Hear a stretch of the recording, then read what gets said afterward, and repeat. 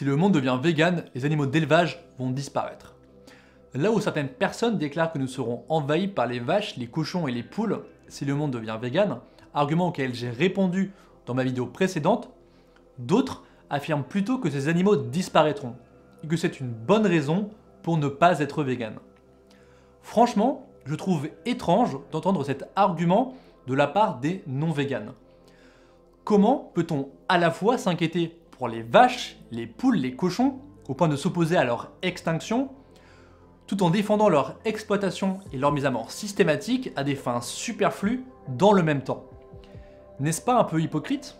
Aujourd'hui, ces animaux ne sont élevés que dans un but et un seul, être littéralement des machines à produire de la chair, du lait ou des œufs. Peut-on donc réellement se justifier de perpétuer une espèce simplement pour exercer sur elle notre domination, les opprimer, les exécuter par dizaines, centaines de milliards? Il serait grotesque de répondre par l'affirmative. Il va de soi que si le monde devenait vegan, les populations de ces animaux diminueraient drastiquement. Disparaîtraient-elles pour autant? Peut-être.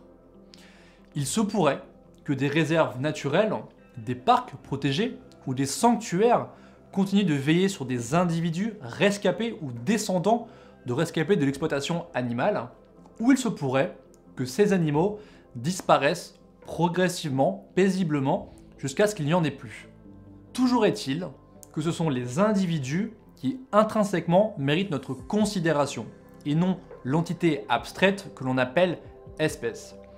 Car si l'on attribue seulement la valeur à l'espèce, et qu'il nous importe seulement qu'elle ne soit pas éteinte, alors il devient effectivement acceptable de torturer et mettre à mort des quantités infinies d'individus, et ce, éternellement.